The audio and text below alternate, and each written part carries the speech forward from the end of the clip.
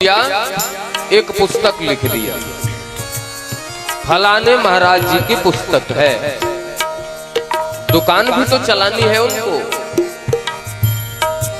और इतने नालायक जिनको नरक में भी जगह नहीं मिलेगा, रामचरितमानस का खंडन करते हैं, वेद का खंडन करते हैं, पुराणों का खंडन करते हैं। अरे भगवान ने जो गीता बोला वो क्या कम था कि दूसरा गीता लिखना पड़ा? गीता सार तो फलाने सार ढिकाने सार, 18 पुराण कम पड़ गए थे और पुराण लिखना पड़ा। 4 दिन के लिए बाबा बने नहीं कि एक ग्रंथ लिख गया उनका। अब हमारे चेला जो है उसी को पढ़ेंगे, क्योंकि हमारी दुकान भी तो चलनी चाहिए ना। एक एक कल्प कर, एक बार जिसने शास्त्रों का खंडन किया है उसको एक कल्प के लिए नरक में जाना पड़ता है। गोस्वामी तुलसीदास जी ने जो राम की लीला गान किया है, क्या कोई ऐसा कवि पैदा हो सकता है?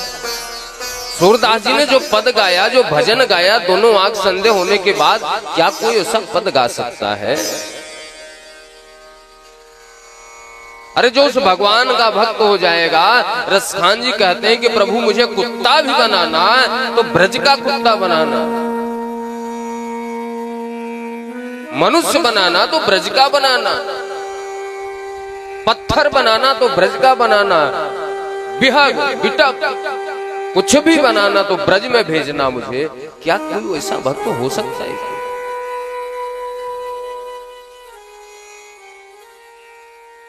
श्री राम कथा कितनों ने लिखी, राम कथा कितनों ने लिखी।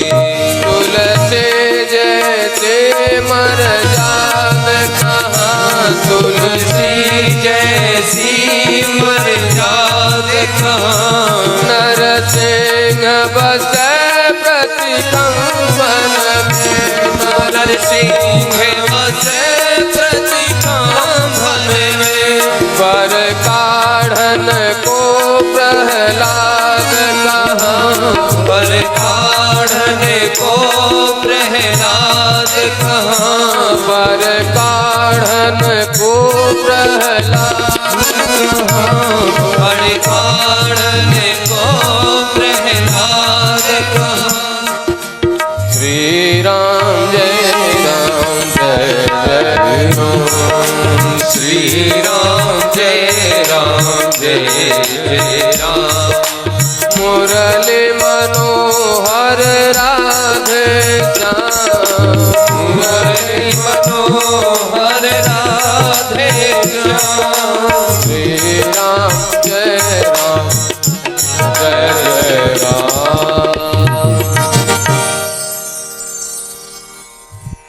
भगवान तो आज भी आ जाएंगे, लेकिन भगवान उसी को मिलते हैं जो भाव से भगवान को बुलाता है, निष्काम होकर के भगवान का भजन करता है, जो अपने धर्म के अनुसार, वर्ण के अनुसार कार्य करता है, उसी को भगवान मानते हैं। आता जाता कुछ नहीं है, तिलक लगा करके पंडित जी बन गए,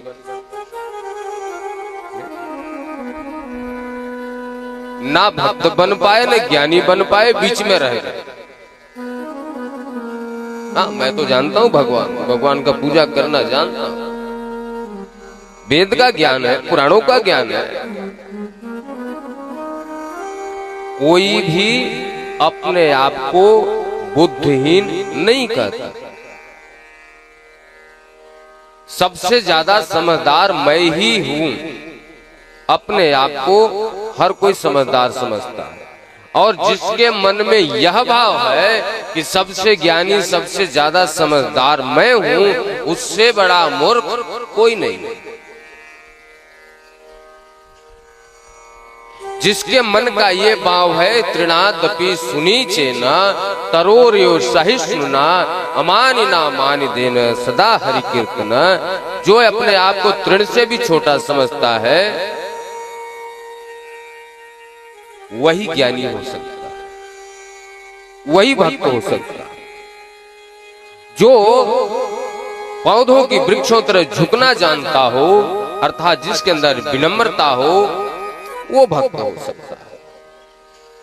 जो अपने शरीर के मान अभिमान को भूल जाने वाला है वो भक्त हो सकता है। पता चले आता जाता कुछ नहीं, तिलक लगा करके पंडित जी बन गए, मुझे तो सब पता है, मैं तो भगवान को जानता हूं। वेद नो जना, वेद नहीं जानता, हमारी क्या औकात कि हम भगवान को जानता। अपने धर्म को छोड़ दिया, माता पिता की बात नहीं माननी है, अपने संस्कृति को छोड़ दिया, अपनी सभ्यता को छोड़ दिया, अपने कुल धर्म को छोड़ दिया, दिखावा में इधर उधर भटक करके जो नहीं करना चाहिए वो करने लगे। गोस्वामी तुलसीदास जी ने कहा कि कलयुग में प्रायः लोग अपने कुल धर्म को, अपनी संस्कृति, अपनी सभ्यता, अपने वर्ण धर्म को छोड़ करके गलत कार्य करेंगे, धर्म के विरुद्ध कार्य करेंगे, माँ बाप की आज्ञा नहीं मानेंगे। और कलयुग में वही संत बोला जाएगा, उसी को भगवान का अवतार बोला जाएगा जो अधिक दिखावा कर सके, पाखंड कर सके। मिथ्यारंध दंभरत जो ताकहु शांत कहु सब कोई। कलयुग में जब से कलयुग आया हुआ है अनेकों संत हुए,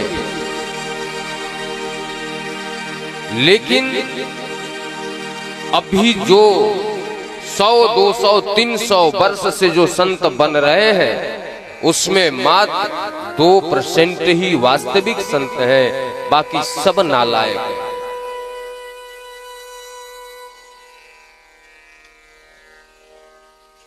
डेकोरेटेड संत बने हुए, झूठ बोले जा रहे हैं, हम तुम्हारे ऊपर कृपा कर रहे हैं, तुम्हारा कल्याण हो जाएगा, फलाने गुरु के शरण में जाओ, फलाने गुरु के शरण में जाओ, फलाने बाबा के यहाँ जाओ, फलाने बीबी के पास जाओ, कल्याण हो जाएगा।